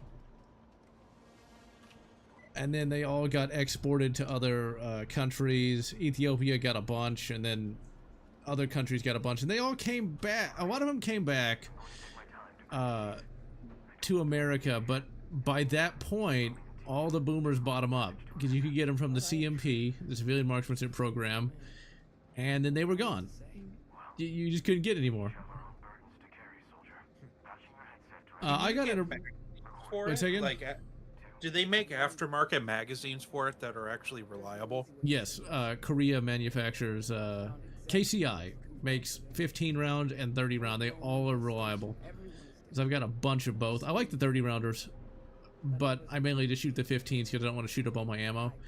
I was very lucky. I was able to buy a bunch of surplus Korean ammunition for a fairly decent price, like 75 cents a round.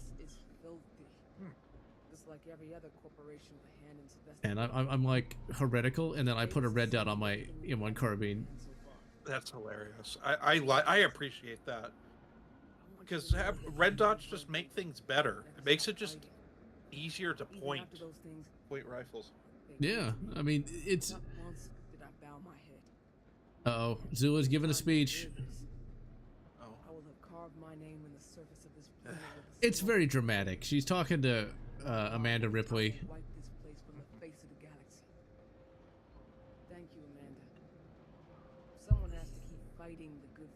Now, has Amanda Ripley actually done anything? Has she, like, blown up anything recently? Has she stopped a plot, or is she just kind of there? She became a Brian Wood character, and Zula and her did adventures together. It became too dangerous for them to be together, so they split off. We find out in Colony War that they faked her death, and she's in stasis because she has terminal cancer. I don't know why she has terminal cancer, but she does. And her husband put her in a stasis pod until he can figure out how to cure her, because he was a Weyland-Yutani scientist until he realized that they were using the xenomorphs to experiment on humans. He is a nothing burger character. I don't even remember his name. I think I know who you're talking about, but yeah, I don't remember him either. I mean... But it's a weird retcon. The whole Colony War retcon, it's really weird. It had to be done, though, because Sia Sorrow, the main character, is a descendant of the Ripleys. Which is such a weird thing to do. It's stupid. It's not just, it's weird, it's really dumb. And Sia Sorrow, you know, a lot of people complain about Out of the Shadows by Tim Levin because it does some very dumb things. With bringing back Ripley and having Ash act like Hal from 2001. It's really weird, and like ultimately it doesn't matter because it's an in-between adventure between Alien and Aliens. It has its moments of being decent, but it's not a good book. But Sia Sorrow, and I got really lambasted when I did my review back in the day. It is so much worse. It is literally, every character is miserable. For some reason, the Ripleys have a psychic connection. Yep, I remember that. Which it's not explained. And the Xenomorphs hate the Ripleys. It's like, we're going to get revenge. It's like, can they do that? I'm waiting for when we get that character from Sia Sorrow's back, and he teams up with Ripley 8. You know they'll do it at some point when they run out of ideas. Yeah, when they run out of money. And Zula's brought back as a clone. You know it's gonna have to happen, or an android. Alright, we've been going for 2 hours. Lose the microphone here. Going for 2 hours. I don't feel like trying to find that other hard drive. I gotta tell you, I'm glad you got to come on here, Chainsaw. Hopefully we can get you on here more. It's always good to have more commentators.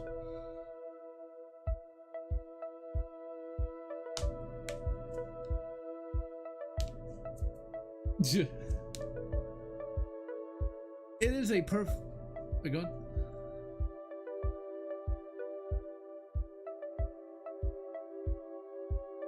It's sad because people would buy it, it would sell, but we just don't get any good writers.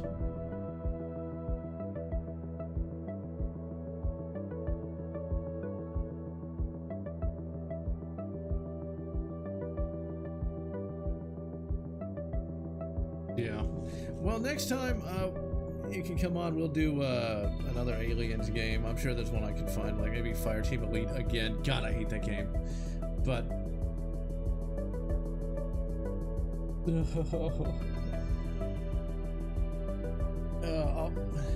I'll have to work myself up to it. But yeah, we'll have to see about that, because that would be pretty funny to see that. All right. Well, until next week, I have been General Lotz.